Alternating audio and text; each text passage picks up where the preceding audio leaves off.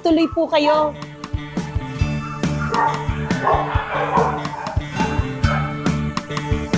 Good morning po. Ito yung aming salas. So ito yung baby grand piano namin. This has been with us for 8 years almost.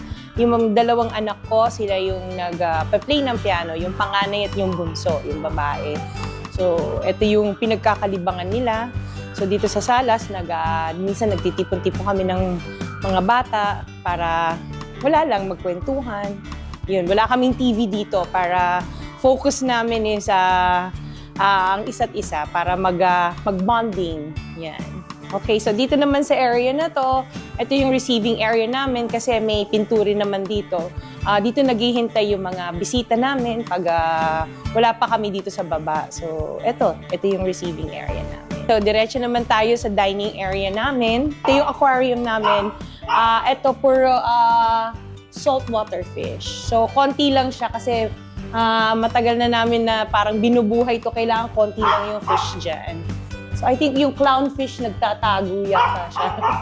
Yan. So, and then, ito yung dining area namin. This is where the family spends most of their time together here. Sobrang gamit tong area namin. Dinner, breakfast, lahat dito, kwentuhan. And of course, I have my plate collection. I started collecting, actually, mommy ko nag-umpisa mag-collect ng plates from the UK. Inuwi niya, and kinontinue ko lang. So most of these are all Royal Albert na collection ko, which I've been collecting for the past 5 years na. Dito, we have a paging system. So, para tawagin yung mga anak ko kasi minsan ang hirap tumawagin. This is 3 floors up. So, pipindutin mo lang to. Tapos, i-announce na lang kung kakain na o hindi. Yan. So, bababa na yung mga yan. Tapos, yun. Ito yung aming short house tour ng aking bahay. Abangan nyo na lang yung aming kwentuhan ni Miss Corina. Can't live without it. Just twist it open, take a gentle sniff, and boom, that icicle freshness hits you. It instantly...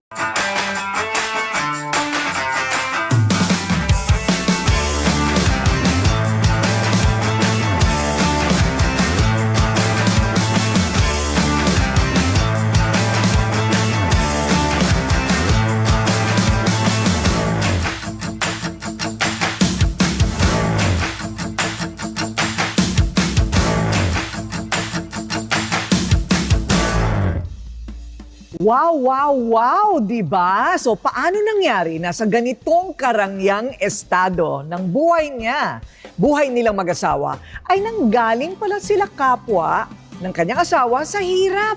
Ngayon, she's on top of the world. Ito ay istorya ng inspirasyon para sa ating lahat. Ang formula ng asenso at tagumpay, Sara Diskaya is in the house! Thank you. Grabe naman yung house mo. Ibang klase. Talagang ako'y napanganga. Nung napasok ako dito, meron palang ganitong espasyo sa Pasig. Yes. Nakita nyo naman, bahagi ng kanyang opisina, bahagi ng kanyang bahay. Dito naman tayo sa kanyang buhay. Hindi mo iisipin, born in London, Yes. England. Yes. Tama? Tama. Ipaliwanag mo kung bakit. Yung mom ko, dati siyang OFW sa UK, and then kinuha niya yung dad ko doon. Yun, kaya kami doon pinanganak. Ayun. Sister Ilan kayo ko. magkakapatid? Nung time na yun, 2 kami. So, Okay. nung umuwi na kami sa Philippines, naging 3 na kami. Ayun. Tapos, ang trabaho ni nanay at ni tatay, hindi karangyaan, di ba? Hindi po. Oo. My mom was, nung dumating siya doon, chambermaid siya sa hotel. So, naglilinis siya ng mga rooms. And then yung dad ko, isang waiter. Sa wow. hotel din. Yes. Ang galing. Doon din sa hotel na yon. Magkahiwalay sila ng hotel. Pero doon parehong parang hotel and restaurant ang kanilang Yes. pinag-aralan siguro at doon. Totoo ha? Nakakatuwa, chambermaid sa hotel. Yung Yes. tatay mo naman waiter. Yes. Okay, wala po sila sa Buckingham Palace. Okay, nagkataon lang OFW sa London ba mismo? Sa parang suburbs of London. So parang malapit kami sa Heathrow Airport. Ayun. Tapos, kumusta naman ang pagiging pinanganak ka doon? Paano naman ang kabataan sa London? Kasi parang assuming na because I was born in the UK, maganda ang buhay namin. So, ang parents ko, since waiter ang dad ko and mami ko chambermaid sa hotel, so kami, we lived in a council flat, which is pabahay ng gobyerno. Libre yung pag-aaral namin kasi we studied in public schools. Maganda din, ano? Ang Yes. provision sa ibang bansa kasi ganun din. Well, dito Yes. din naman sa atin, public school ay libre. Yes. Pero yung pabahay, iba yun. Yes, pabahay ng gobyerno. Sister ko kasi ganun din na nangyari. Nagtira siya sa UK and then pumunta siya doon pregnant. Pinabahay din siya ng government. Wala siyang work, so binigyan din siya ng decorating allowance. So, Wow. yung mga ganun na May provisions. may mga ganong provision ng gobyerno, Yes. ng London. Yes, Wow. meron. Maganda ang provision ng gobyerno, pero maliban doon, rumaraket pa rin yung nanay at tatay mo. Yes, kasi chambermaid siya, pero pag may spare time siya, nag-DDH siya sa mga bahay. So, naglilinis din siya ng mga bahay. Oy, sayang din yung kita. Yes, oo. At So, yung tatay mo naman, Waiter lang talaga siya Full para time. may time siya na kami naman ang alagaan. So, ayun. parang hati sila. Anong natutunan mo doon sa karanasan mo na yon, growing up, na maraming provision ang gobyerno? Yes, oo. Yun yung parang nakikita mo na pwede naman talaga gawin yan dito sa Pilipinas. Kung ang pamamalakad lang, yung diretso, kayang-kaya na ibigay din kung ano yung provision sa ibang bansa. Kayang-kaya din natin gawin yan dito sa Pilipinas. Oo, yung provision para sa mahihirap, lalo na. Yes, No? oo. Kasi parang doon, may mga mahihirap pero hindi mo ma-distinguish yung mahirap sa mayaman. Kasi kung ano nakakain ng mayayaman, nakakain ng mahihirap. Which is kaya naman natin gawin yan dito. Yung Yun. i-elevate din ang buhay ng bawat kapwa natin na Pilipino na maging ganun yung pantay lang. Correct. Hindi naman sila komunista, ano? Hindi naman. Talagang provided lang ng government. Imagine Yes. pabahay, very Pabahay, important. yes. Mawawala lahat ng squatters or urban Oo, poor, no? yes. Maganda rin yung ganong exposure, ano, Yes, for oo. you. Yes, kasi then parang ikaw nakukompare mo Mm-mm. kung ano yung pwedeng gawin dito. Correct. Oo. Pero maliban sa natututunan mo noon, Sarah, meron ka rin pinagdaanan bilang bata. Kasi ano ba, nabully ka daw noon dahil iba yung Yes. itsura mo sa Oo. kanila. So, yun nga, I went to a public school. So, syempre, ako yung mga first Asian babies doon nung time na yon, especially dun sa area namin. So, talagang iba yung itsura ko from my classmates.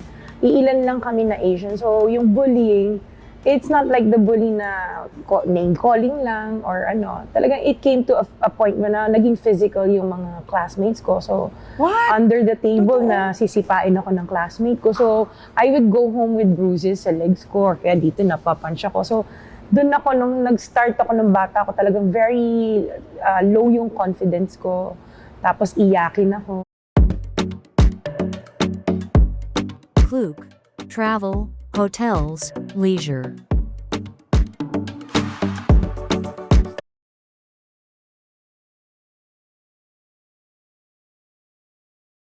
Install. Oo. Totoo. So pag uwi mo, nagsusumbong ka naman sa mga magulang mo? No. Yun yung mali ko. I never told my parents. Pero yung nagtataka mami ko, bakit kaya iyakin yung anak ko?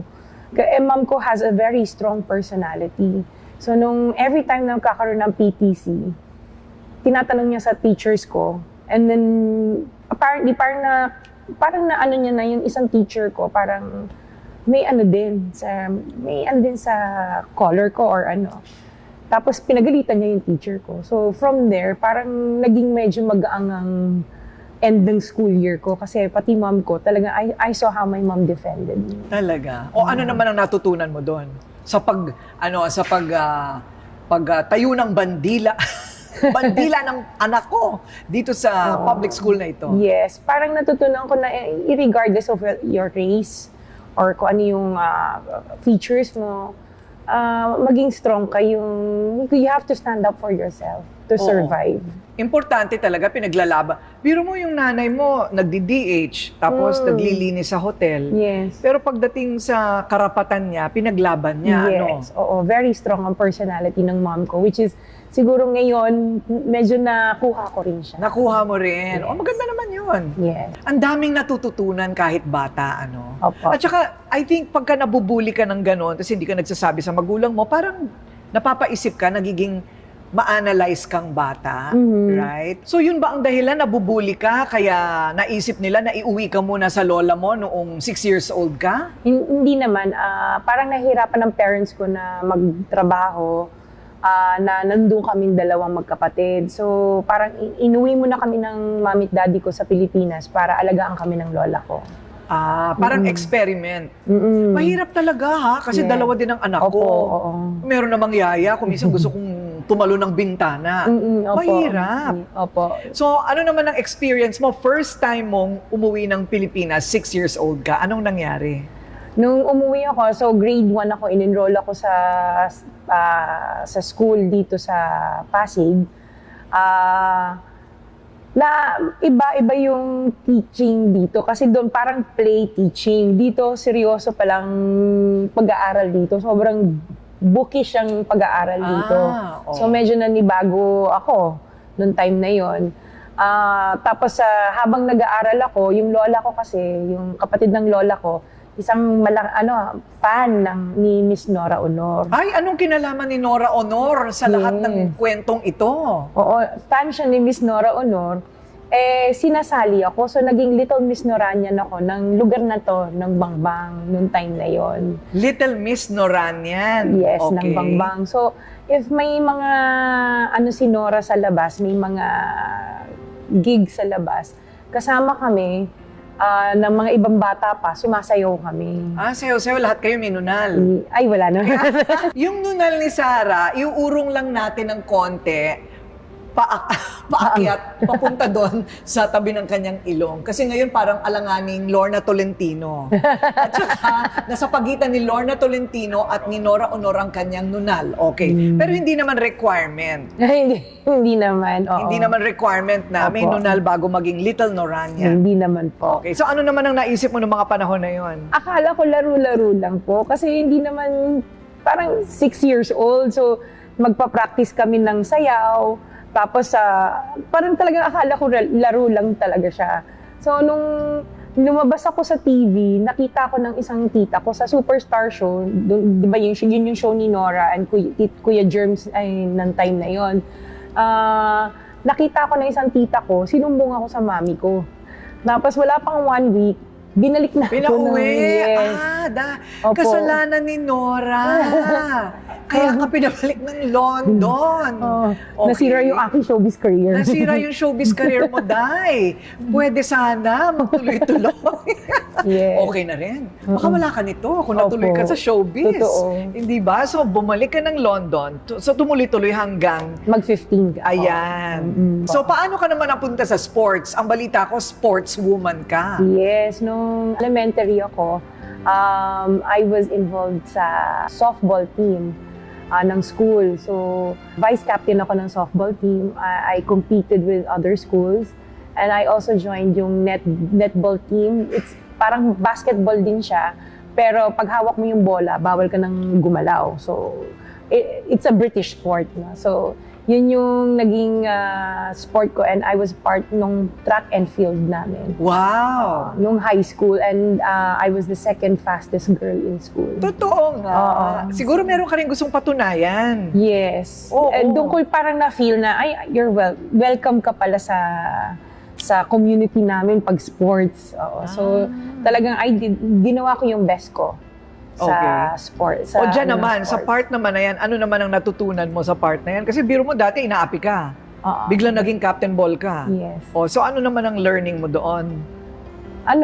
Kailangan na maging sport ka, maging Oo. sport ka sa mga classmate mo kasi parang natutunan ko doon na sila pala, pagdating sa sport, talagang kailangan marunong ka makisama sa bawat iba-ibang Ayun, nila. pakikisama. Yes. Yung pakikisama sa tao, Mm-mm. importante. Yes po. Oo. Aside from excelling, di ba? kung gagawa ka rin lang naman ng isang bagay, ikaw na maging number one. Hindi ba? Parang yun ang naging prinsipyo mo, buong buhay mo, kaya ganito kalaki ang building mo. Hindi ba? So all's well. Dahil sa kumikita naman, kahit paano, mga magulang, maganda naman ang probisyon ng gobyerno. Opo. Bakit ka pinabalik na naman ng Pilipinas nung 15 ka? Gusto na ng mami at daddy ko, ma-adapt namin yung Filipino culture. And gusto na rin parang mag-retire ang parents ko dito sa Pilipinas at magtayo ng sariling negosyo. Kasi ang hirap talaga nung work nila doon kasi shifting sila eh.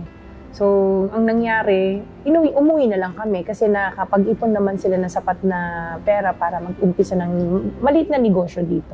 So lahat kayo? Yes. Opo. Lahat. Opo. Okay. Parang may ganong mga OFW, ano? May plano talagang bumalik. Parang home is where the heart is. Home is where the heart is. So Opo. yan ang aalamin natin. Natagpuan nga ba? At nakilala nga ba ni Sarah ang kanyang heart sa Pilipinas? Okay ang segue, no? O sige, ang usapang pag-ibig naman ang susunod.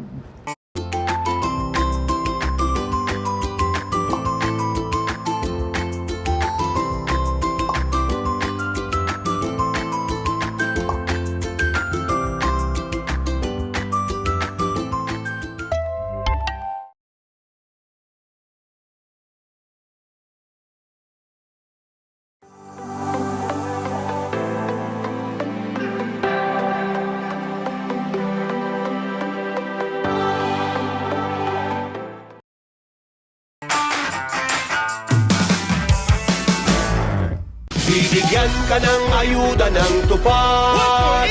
Bibigyan ka ng...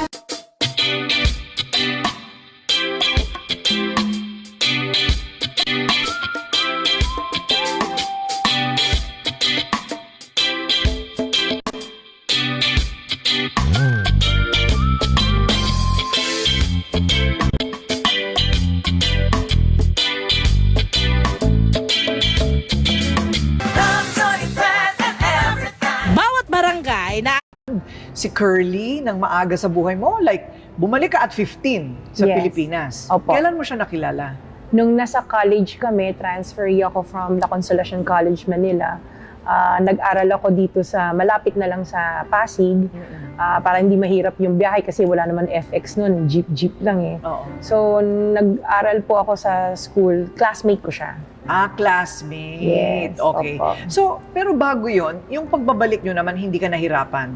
As a teenager going to college, hindi ka nahirapan? Nung teenager, dito ko naramdaman yung self-confidence ko kasi nasa loob ako ng parang kasama ko puro Filipino na. So, tsaka ang babait na mga classmates ko, parang ina-assist ako. Kaya parang dun ko na maging friendly. Kasi una, iyakin ako eh. Dito ko naramdaman yung welcoming.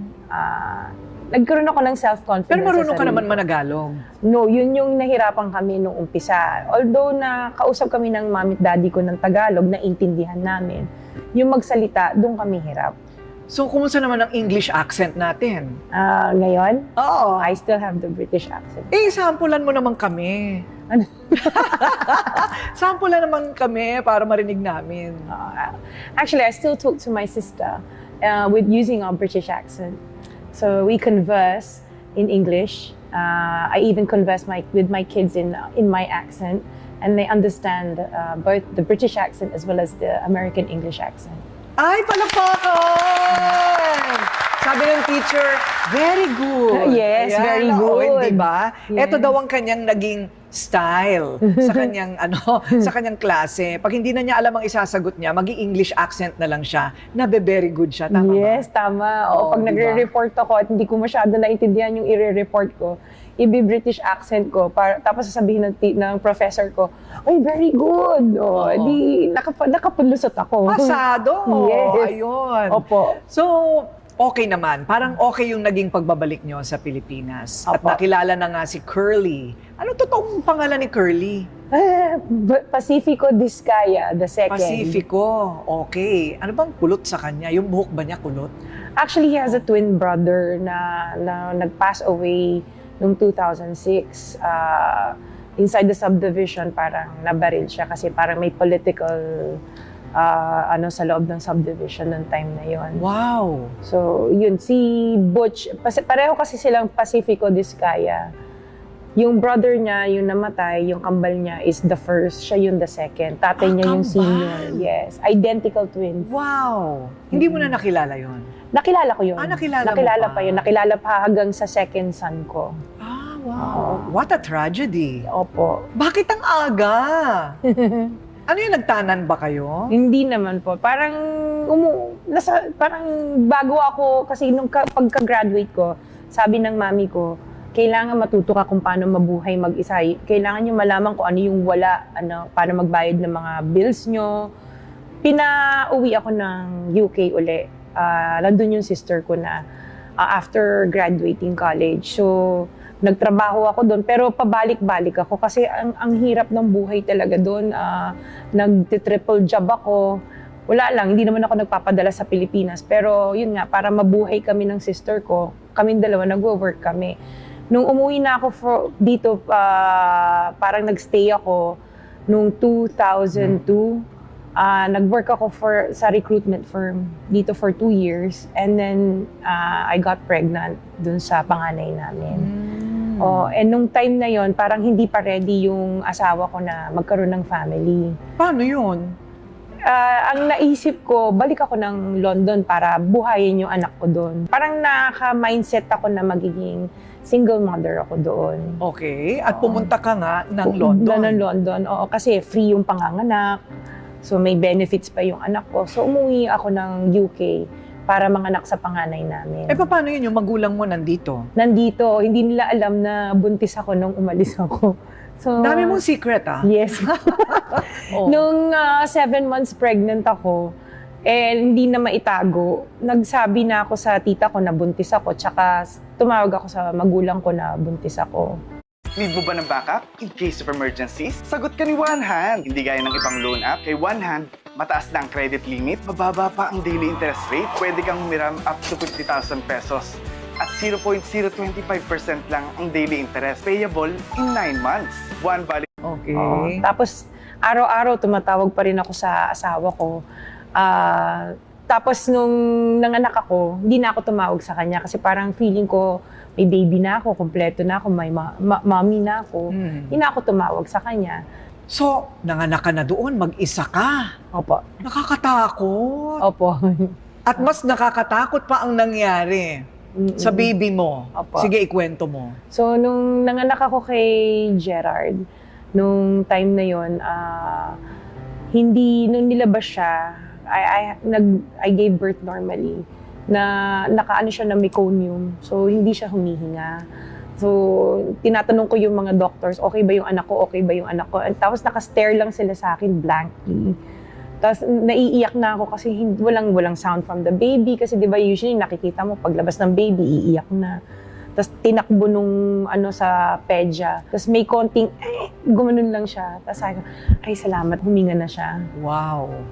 Nakakatakot yun bilang nanay. Yes. Oo. Nakatulong ba yun? I mean, nakadagdag yun sa pressure sa'yo para bumalik ka ng Pilipinas. Kasi yun yung time na nung nanganganak ako, nag-iisa lang ako. Doon ko na yung sa mami ko, naalala ko mami ko.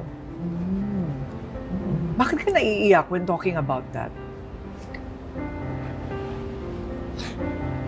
Nakita ko kung gaano maging mahirap maging isang ina na nag-iisa ka. Tapos, ang una mong iisipin yung mami mo habang nanganganak ka kasi alam mo yung nanay mo, siya lang yung kasangga mo sa buhay. So talagang naalala ko mami ko talaga nung time na nanganganak ako kasi alam ko siya yung magsasabi sa akin, anak, okay ka lang, kaya mo. Kaya lang nasa Pilipinas siya. Wala. Oo, no? Well, yun ang mga bunga ng mga desisyon natin. Pero maganda rin yung nangyari sa'yo kasi talagang action-packed ang buhay mo. Dadaan ka talaga dun bago matutunan yung parang leksyon ng buhay, ano? Oo. Ganun yata talaga. Ang nanay mo ba, kumusta na? My mom is with me. She lives with okay. me, no? Parang kasi nung time na yun, nung nanganak ako sa anak ko, kasi nung time ng dalaga ako, hindi kami magkasundo ng mami ko, palagi kami nag-aaway. Kaya yun yung, nung nanganak ako, doon ko na kung gaano ka-importante at mahalaga na ang nanay mo talaga kasama mo, kasangga mo sa buhay. Hindi ka gustong ipahamak ng nanay mo. Although kasi di ba yun yung time na pag 18 ka, rebelde ka. So doon ko na kung gaano kahalaga ang mami ko sa akin. And ngayon, nasa akin ang nanay ko, mami ko. Ako nag-aalaga sa kanya. 75 na siya, pero nakakalakad siya. Okay siya. Oo. And every day, pag gising namin sa umaga, nagkukwentuhan kami. Parang siya na yung best friend ko. Ayun. So maganda naman. Dahil lang Yes. siguro yung mag-isa ka. Oo, tsaka mag-isa ka. Naalala mo yung pagiging isa mo, yung nanay mo malayo. Ayun, kaya Yes. naman pala. Kaya lang, naisip ko kailangan ko umuwi, magpahinga. Kasi parang I was on the brink of postpartum. Parang nadidepress ako na nag-iisa ako doon. So umuwi ako dito, dala ko yung baby ko, 3 weeks old. Inuwi ko siya dito. Na hindi ko sinasabi sa asawa ko na nandito kami. So 2 linggo na kami nandito. Siguro naramdaman niya or may common friend kami na nagsabi sa kanya, ay nandito yung anak mo tsaka si Sarah. Nag-contact siya sa bahay namin, tinawagan niya. Ang lola ko naman kasi parang konsentidor din. Oo, nandito sa Pilipinas, nandito yung si Sarah. Noong time na yun, na nakita na niya anak niya, parang hindi na rin kami niya tinigilan ng pagbibisita araw-araw sa bahay. Kasi plano ko, 6 weeks lang ako dito and then babalik kami doon. Sabay na namanhikan na siya sa parents ko na gusto niya daw akong pakasalan para magbuo kami ng family. Ayun, nakuha din nung makita ang bata. Hindi kaya yung asawa mo, si Curly, medyo nangingimi dahil sabi mo nga, mahirap pa daw sila sa daga dati. Yes po. Si Curly. Opo. No? Oo. Pag sinabi mong mahirap pa sa daga, anong ibig mong sabihin? Ano ang buhay niya dati? Nung nakilala ko siya, aral siya ng, parang scholar siya ng church. Time na yun, nung kinukwento niya yung past niya, broken family kasi sila ng mom at dad niya. Tapos 9 sila magkakapatid. Wow! Yung isang sister niya, yung bago sila ng twins, parang naibigay ng mami niya dun sa isang kamag-anak. So nasa US yung kapatid niyang yun na hindi na nila nakilala. So yung 8 sila, parang hiwalay-hiwalay sila. Tapos siya lumaki sa Bicol, kasama yung twin brother niya at ibang kapatid. Okay. Nakatira sila sa bukid. Tapos dinala niya ako dun sa kung saan siya lumaki. So nung nakita ko yung area, talagang sabi ko, paano kayo nagkasya dito? Isang tubo lang talaga siya. Walang CR. If you've always had trouble getting your cleanser to fold, You need to try this. I used to just rub Totoo, walang CR. Oo, so bumababa pa. Saan kayo nagsi-CR dito? Bababa pa sila dun sa baba, sa may ilog. So parang sabi ko, ay grabe. Ang layo, parang bago kami nakarating doon from the bayan, tumawid pa kami ng ilang ilog, umakyat pa kami ng bundok. Totoo. Parang hike talaga to get to kung saan yung nakatira yung daddy niya. Tapos nagkahiwa-hiwalay pa silang magkakapatid. Mami niya sa Manila, tapos ang father niya nasa Bicol. So hindi na ba nagka-reunion yung magkakapatid? Hindi ko lang alam nung pero nagkita-kita sila nung mag-asawa na kami. Parang tinawag ko lahat ng kapatid, except for the one dun sa US. Hindi na nila talaga na tawagan yun. Hindi na nila, Totoo. wala na So silang... talaga nahiwalay na ang buhay ng yes. panganay. Opo. That's also a tragedy, sayang na hindi nila nakilala. May pag-asa pa naman, Yes, di ba? opo. Pwede pang mangyari. Opo. Pero ang maganda, yung 8 ay nagkasama-sama na rin ulit. Nagkita-kita. Yung ibang kapatid niya nasa floodway lang. So, nagkikita naman talaga sila. Yung isang kapatid niya nasa Novaliches. Yun, nag-pass away na rin yung sister niya doon. So, Oo. Mahirap nga ang buhay pag walang CR. Wala. I think yun talaga ang tsaka tubig. tsaka walang tubig. Oo. Oo. Wow, pero nagustuhan mo pa rin siya, ha? Bakit mo siya nagustuhan? Nung time na yun, una ko siya nakita, parang hindi ko siya feel kasi parang makulit. Ako yung palaaral. Siya makulit. Sabi ko, parang hindi kami magkakasundo nito. Tapos parang iba na yung pakiramdam ko nung everyday magkasama kami. Tapos pumupunta siya sa bahay, nanliligaw. So yun, na-develop ako sa kanya.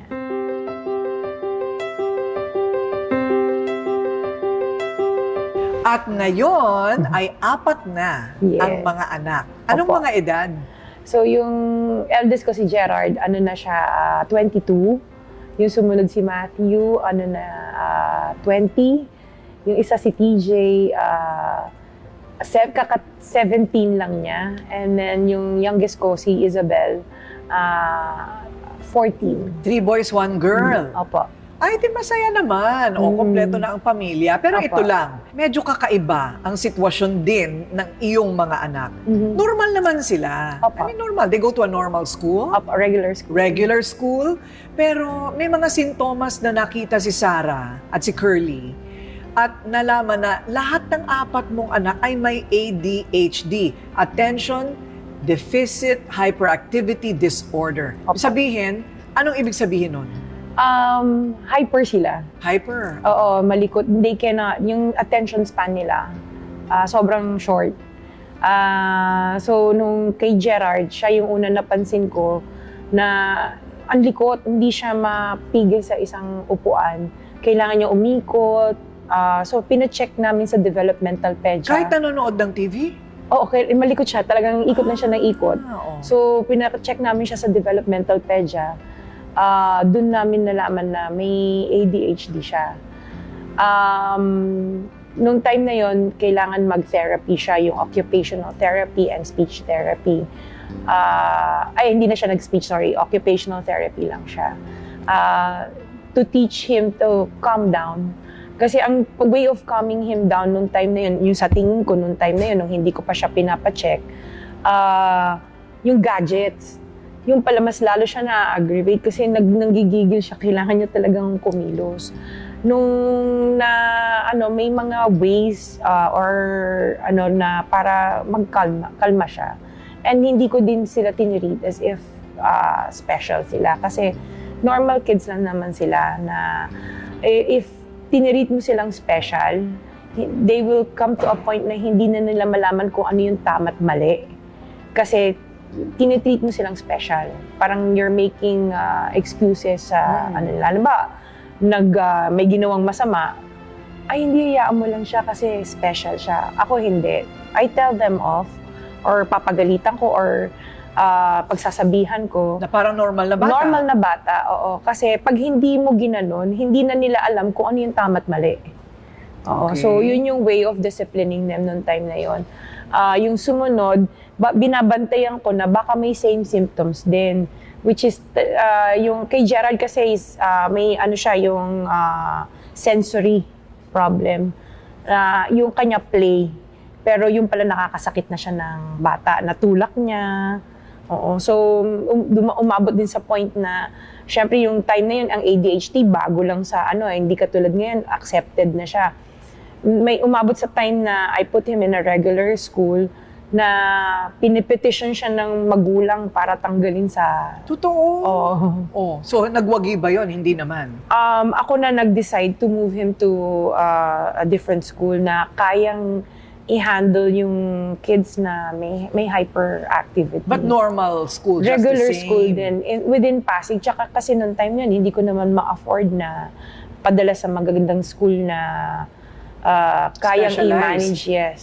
Oo. So ngayon, lahat ng 4 meron. Meron. Different degrees. Yung second child ko, parang may academic delay lang siya. So, yung pangatlo at saka pang-4, okay na sila.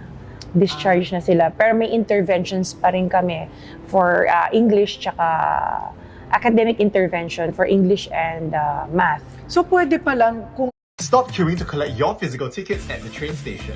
Did you know you can now book your tickets at least 1 hour before departure? ikaw ay may ganong sintomas, yung mga anak mo, may iba nga, 30 years old na, tsaka lang sila nagpatingin Na-diagnose, at yes. na-diagnose na kaya pala ako ganito. May ADHD ako. So, pwede palang ma-reverse. Pwedeng maging normal. If you, pag continuous yung therapies and interventions nila, kasi umabot din sa point na bibigyan sila ng medication, which is parang hindi ako ayoko ng medication kasi baka ibang organs naman nila sa katawan nila, yun na magka-diferensya. So, intervention talaga ang pinili ko para sa mga bata. Ngayon, yung eldest ko si Gerard, the 22 years old, third year student siya sa Mapua for civil engineering. Ayun. So, Yun parang yung worry mo papaano? bilang parent na they can't cope. So ngayon medyo yung struggle before nung maliliit sila up to now, parang napagdaanan ko pala yun na Oo. lahat sila dinadala ko sa therapy sessions para lang maging okay. Oo. Itong si Sarah, no, napaka-action pack ng buhay. Pero sanay ka sa bakbakan. Yes po. Sanay siya sa bakbakan. Kaya pinasok na rin niya ang politika. Ganon din yun eh. Yun ang pag-usapan natin. Kasi ang dami, pumunta kami dyan, ang dami nakapila. Yung pala, hihingi ng tulong. Opo. Parang kapwa ko, mahal ko itong kanyang building dito po sa Pasig. Yan ngayon ang aalamin natin. Anong klaseng boxing naman itong nangyayari ngayon sa gustong pasuking universe ni Sara Diskaya? Nung una ko siya makita, parang may kakaibang naramdaman na ako sa kanya. Kaya lang syempre, para sa akin, parang tingin ko ay hindi ako karapat-dapat sa kanya kasi alam ko meron sila at ako naman ay talagang walang-wala din at salat sa buhay ng mga time na yon.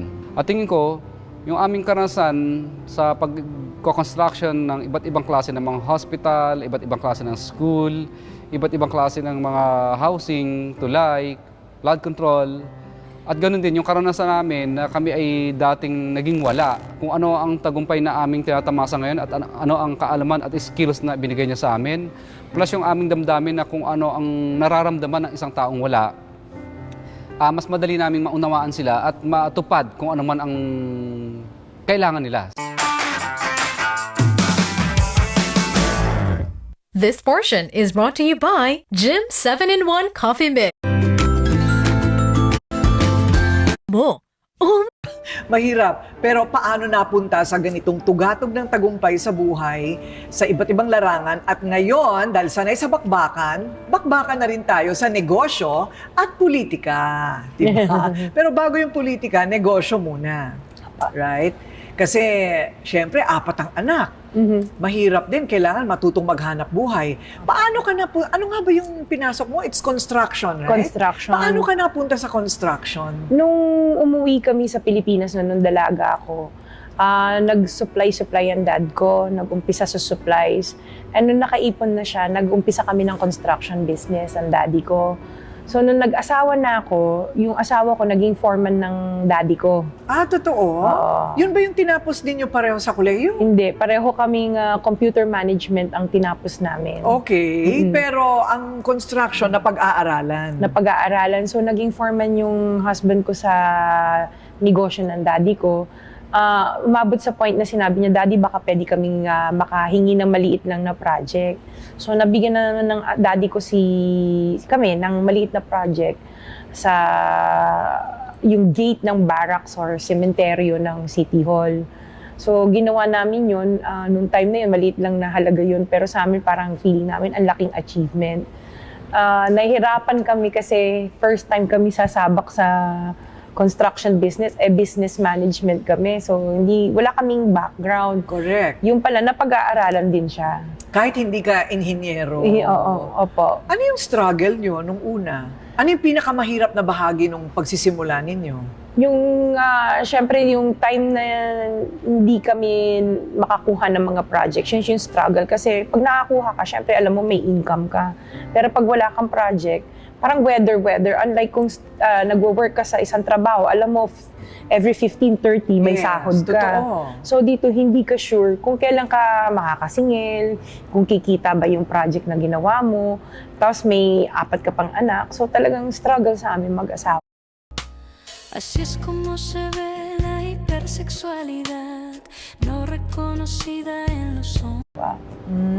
Naku, pero Ano ang sikreto? Paano nyo nalaktaw yon? Nag-venture sa ibang negosyo, nag-try kami magtahian. Tahian. Opo, kumpleto kami sa lahat ng makina, parang over 100 sewing machines meron So kami. pwede rin ako magpagawa ng kurtina sa inyo. Nung time na yon, pero kasi talagang ang hina din ng kita kasi minsan yung mga checks namin from companies na pinasukan namin para mag-subcon for tahian, mabot ng 120 days. So sabi ko, paano tayo mabubuhay nito?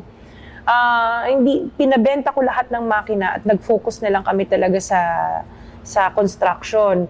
Nagturo pa ako sa isang school for English teacher kasi because of the accent, kaya kong magturo. Nag-sideline muna ako noon, yung asawa ko nag-sideline din nagpagbebenta ng bubong, hanggang nag-focus na lang talaga kami sa construction. Kasi parang hindi pa, kailangan namin talaga ng stable job noong time na yon. Correct. So I think yung secret is talagang magdire-diretso lang, ano? Opo, tsaka Una, walang choice. Wag mawalan ng pag-asa. Parang kasi kami mag-asawa, team kami nung nasa construction kami. Minsan siya, nada-down siya. Bilang asawa, parang i-uplift mo yung spirit niya na, kaya natin to, kaya natin. Kasi minsan talaga nasa point ka na hindi mo na alam kung anong gagawin mo para mabuhay yung pamilya mo. Kasi andyan na yung bills, andyan na yung mga tuition fee ng mga anak mo, kailangan mong bayaran. Ano na nga siya yung installment basis, pero nagde-delay ka pa sa pagbayad. Oo, nangungutang pa daw kayong 5-6. Opo. At sinuong mo ang baha. Yes. Para lang makuha ang pera. Ano yun? Panahon ng Ondoy? Nung panahon ng Ondoy, nagtuturo ako sa isang school. Walang-wala talaga kami. So, nangutang ako sa isang agency na parang 5-6 ang tubo. Sa Singalong area siya. Pumunta ako, Ondoy noon. So, baha siya. Naglalakad ako, nakuha ko nga yung check-in, naglalakad ako umiiyak kasi parang awang-awa ako sa sarili ko. Sabi ko, parang nagtapos ako ng 4 na taon sa koleyo, tapos ito lang yung mangyayari sa amin. Para kaming kawawa, para kaming talagang sinakluban ng langit at lupa. Yes. Oo, tapos may 4 ka pang anak na may diferensya, kailangan mag-therapy. In between na, nagkakasakit din sila. So, parang hindi mo alam kung saan resources. Minsan wala kang panggatas, pang-diaper. Hihiram ka sa magulang mo. Ayaw mong humiram. Siyempre, kahit papano, sabi ng parents ko, kung ano yung pamumuhay ng family mo, yan ang panindigan mo. So, yun yung talagang pinanindigan namin. Pinanindigan nyo talaga, nagbenta pa ng bubong si Curly. Opo. Ang iba sandok ang binibenta. O kaya beauty product, siya bubong talaga ang binibenta niya. Ibang klase ang kwento ninyo. Kaya sanay ka sa pagdidiskarte. Opo. At saka yung pagiging maparaan. Hindi ba? Kasi yung iba tayo, pinapanganak ng maayos ang buhay . Opo. Yung hindi na alam yung, alam mo yung pangangailangan ng iba. Kaya siguro para sa iyo, parang ramdam mo yung pangangailangan din ng iba kasi pinagdaanan mo rin. Opo, napagdaanan. Oo, doon pa lang sa kwento mo parang, okay, kaya naman pala. Kaya naman pala, pagkatapos ang kanilang negosyo, teka muna, kailan kayo naging big time? At obvious naman, naging big time na kayo. May nagyaya sa akin na gusto mo sumali sa isang agency ng government, magkontrata doon.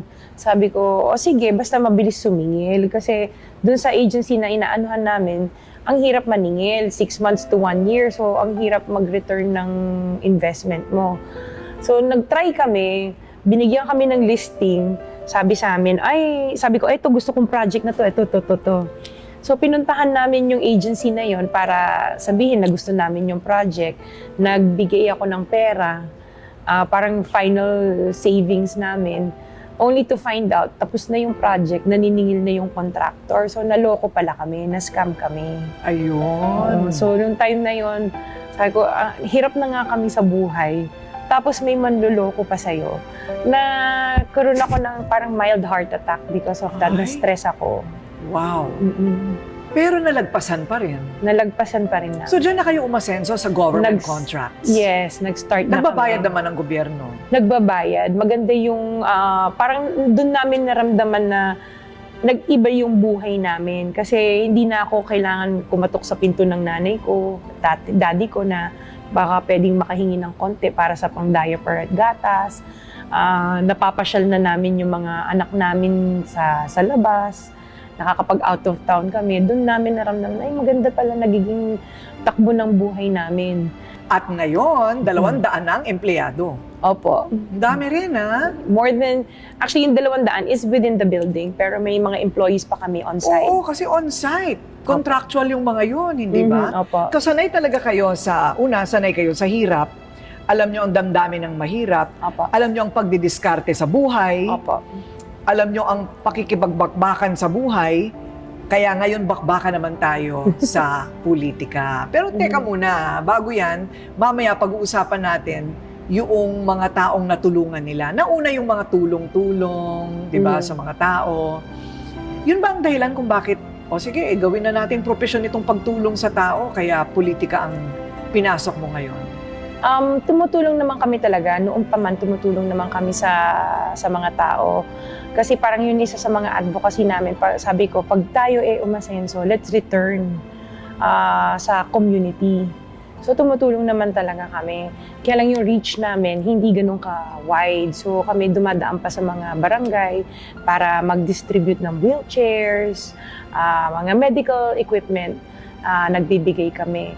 So ngayon parang what we see lacking is parang sabi ko let's think about running for politics na. Ayun, okay.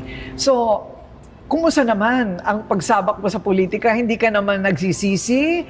Alam mo, sabi nila, kung gusto mong gumanti sa kalaban mo, tulak mo sa politika yan. Pero not necessarily, right? Not necessarily, kasi at the end of the day, parang alam mo, tumutulong ka sa kapwa mo. Mangalawa, alam mong kahit papano. Got a fake screen protector once sharp edges, cracked in days. So frustrating. Now I only Win or lose naman, no? Alam mo, may natulungan kang tao at may nataas o naiangat na buhay ng kapwa mo. Oo naman. Bigyan mo nga lang ng 500 piso ang pobre. Malaking bagay na yun sa buhay nila, di ba?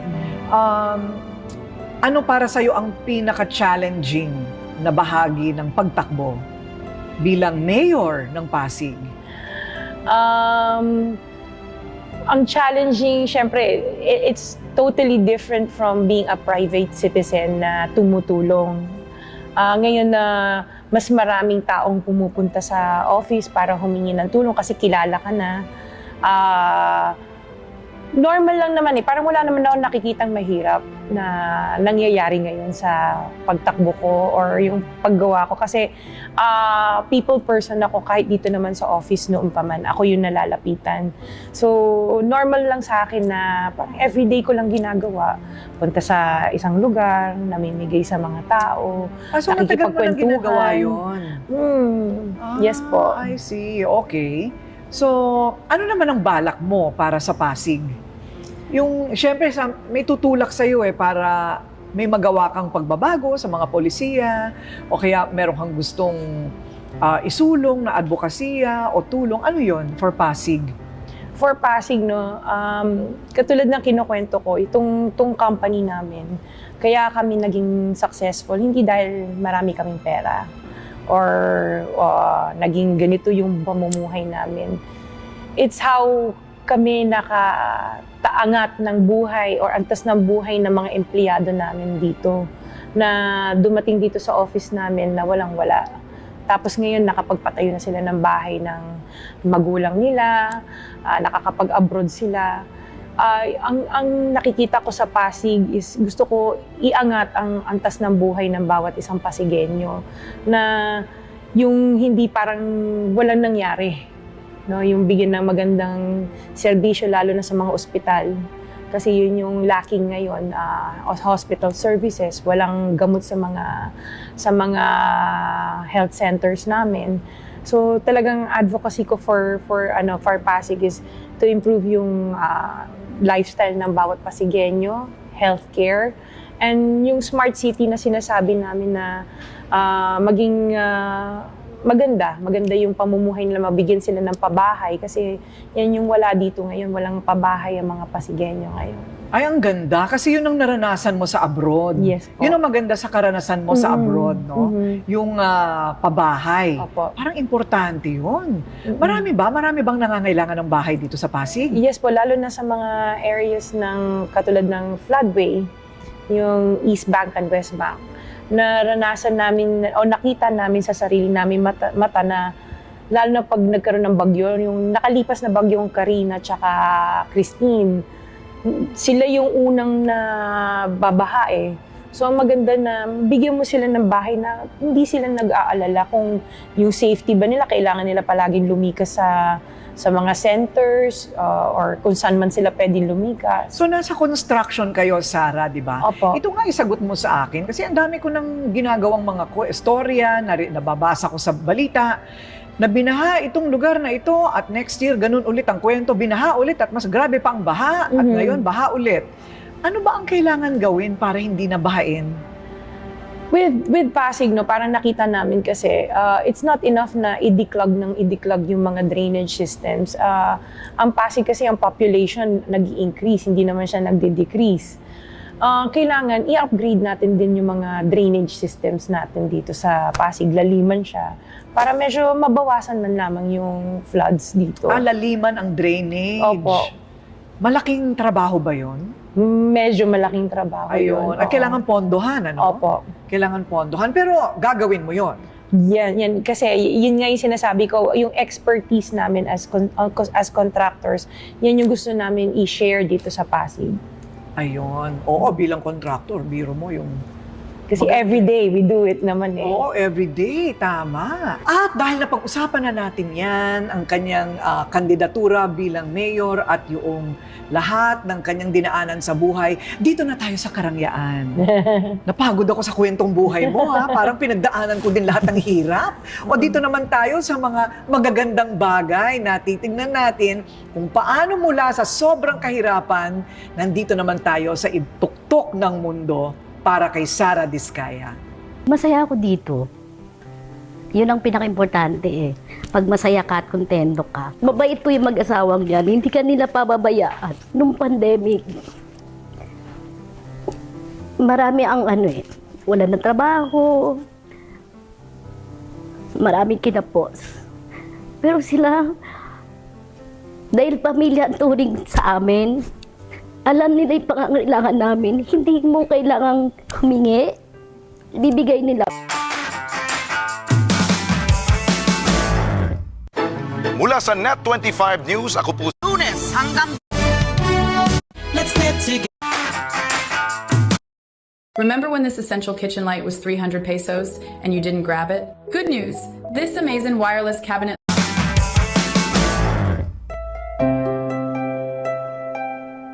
Wow! Yun lang ang masasabi ko. Alam mo, pagpasok ko pa lang dito, sabi ko na kagad, hay, pwede ka magtayo ng isa pang building dito sa loob ng isang palapag pa lang ng building ninyo dito sa Pasig. Gaano katagal ginawa itong building na ito? So, it took us about a year for the whole building to be finished. Wow, 1 year lang talaga. Alam mo, pag may tao ka talaga, no? Yun ang pinaka-importante. So, in building, ano naman ang prinsipyo mo? Ano ang pinaka-importante na bahagi ng pagtatayo ng isang gusali? Siyempre, yung structure niya, kung stable yung structure niya. Yung, siyempre, gusto natin matibay, baka mamaya biglang gumuho yung building mo. Ang importante.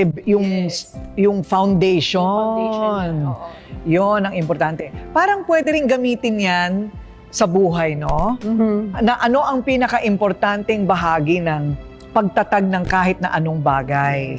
Foundation. Foundation. Yun. Sa pamilya, sa negosyo. At kahit sa holding public office. Yes, definitely. Nako, parang nakikita ko na itong mga koleksyon ni Curly.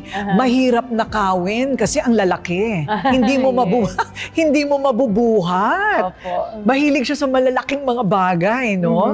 Parang talagang 2.0 lahat. Pero baligtad sila. Kung mga gamit pambahay ang hilig ni Curly, ang hilig naman ni Sarah ay kotse. Paano nangyari yon? Ang laruan mo ba nung maliit ka ay Matchbox? Hindi naman, pero natutuwa ako kasi nakakapag sakay namin yung buong family, tumatravel. Gusto ko yung mga big SUV cars. So, yun yung naging parang collection ko. Nauna, tinututulan ako ng husband ko. Pero nung along the way, sabi niya, maganda palang nakikita ng ibang mga clients natin yung mga kotse. At least they know na may capacity pala tayo na mag-execute ng mga projects natin.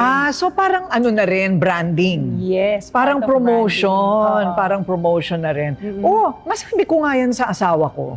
Baka bigyan din ako ng maraming kotse para sa branding ko. Pero totoo yan Simbolo kasi siya ng ng success. Ng success. Ibig sabihin, magaling ka sa ginagawa mo. Yes. Right? Opo. At doon na nga nag-start yung pagbibigay sa iba noong medyo inulan na kayo, binaha na kayo ng grasya. Yes. So, itong charities ninyo, nagsimula talaga noong meron na syempre kayong ibibigay. Yes. Hindi naman yung, alam mo, may iba sa atin, tulad ko, kahit may utang ako, namimigay pa rin ako, hindi ba? Hindi mo matiis. Pero in your case, ano yung unang-unang charity ninyong mag-asawa? Ang una naming charity noon nung pagbibigay or pagbabalik, I remember when I used to bring my kids to school. So bago ako umuwi, kasi yung little girl ko hindi pa nag-aaral, so nasa kotse siya, dadaan kami ng McDo. So yung may mga bata doon na every morning sa may McDo, magda-drive-thru kami, hindi ko binibilan lang para sa amin mag-ina. Pati yung mga bata, kasi instead of giving them money, mas gusto ko yung alam kong kakain sila. So binibilang ko din sila kung ano yung McDo namin, meron din sila. So every morning ina-anticipate ako ng mga kids na dadaan ako para magbili ng pagkain nila. Yun yung una. So ano naman ang naramdaman mo nung sinimulan mo yung ganong ano? Ang saya kasi parang ang gaang sa loob. Alam mo na may natutulungan ka. And then it came to a point na okay na kami. Starting 2016 pa yon, namimigay kami dito sa harapan ng house namin. So ang pila, umiikot ng buong block minsan para magbigay kami sa mga tao. So everyone is welcome. Open ang house namin. Totoo ba? Yes. So nakahanda na lahat ng mga panregalo nyo? Yes, naka-ready na siya. Binibigyan namin sila ng konting pera or kaya may grocery bags na binibigay kami sa mga tao. Paano yung uulit-ulit? Nilalagyan namin sila ng indelible ink sa daliri para hindi na sila paikot-ikot. Paikot-ikot. Yes. Okay. Paano yung lahat ng miyembro ng pamilya pwedeng pumila? Yes, hanggang bata kasi sineseparate namin yung pila para sa mga bata tsaka sa mga matatanda. Ay, nakakatuwa naman, ano? Yes, that's how we started and doon kami nakilala nung umpisa na namimigay. And then every birthday namin, naisip namin, puro na lang ganyan ang ginagawa nating charity. So, nagbigay kami ng mga wheelchairs, quad canes, nebulizers, glucometer sa mga barangays. Tapos sila nag-distribute sa mga constituents nila. O para naman sa health yon. Yes. Para sa health. Mula bata hanggang matanda. Yes, oo. Ang sakop. Oo. Tsaka yun din yung mga sakit na meron ako. So, I'm diabetic. May asthma ako. I know these items, ang mahal bilhin. Kaya yun din yung pinamimigay ko. Kaya pala nagbibigay ka ng nebulizer? Yes. Kasi may asthma ka din. Yes. Ayun. Tapos diabetic ka din. Yes. Kaya may glucometer. Tapos mga BP sets. And then kung sino yung nagre-request sa amin, like in not in Pasig, outside of Pasig, nag-request sila ng mga balik-eskwela programs nila. Namigay tayo ng mga starters for school na set. Ayun. Yes. Wow. So, mula sa ganong klaseng pamimigay all these years, ngayon, ang gusto nyong mangyari ay talagang pangmalawakan na, buong Pasig na talaga. We try. Yes, yes. And, yun naman ang pangmalawakan ding charity. It's a tradition na pati mga anak ko, ini-involve ko. Sila minsan yung namimigay na envelopes. We also have a soup kitchen that we've been doing also with sa isang lugar where we get street children. So kasama din yung mga anak ko doon kasi I want them to learn na ang charity work is parang makikita mo na may natutulungan ka, masaya yung natutulungan mo. Actually, yung son ko said when we took him sa isang event namin, sinama ko na may binigay kami. Tapos tuwang-tuwa yung mga tao, sabi niya, Mama, ang sarap pala ng pakiramdam na ikaw yung nagbibigay. Totoo. Oo. So parang I felt a sense of achievement sa sarili ko na yung anak ko, napapansin yung trabaho na ginagawa namin sa charity namin. Ayun. Yung nararamdaman nyo dati, nararamdaman na rin nila. Yes. And hari nawa, magmana sila sa Sana. sa ganon, yes. di ba? At mapagpatuloy nila yung sinimulan Yung yung ginagawa namin. mag-asawa. Ayun. So, well, congrats. Dahil ang layo ng pinagdaanan nyo. Opo. Yung isa galing pa ng bundok ng Bicol. At ngayon, basta ang importante, tuloy-tuloy. Tuloy-tuloy. Hindi titigil ang pagtulong ng Pamilya Diskaya. Hindi titigil po. Congrats! Thank you. Well done, Yes. sis! Thank you.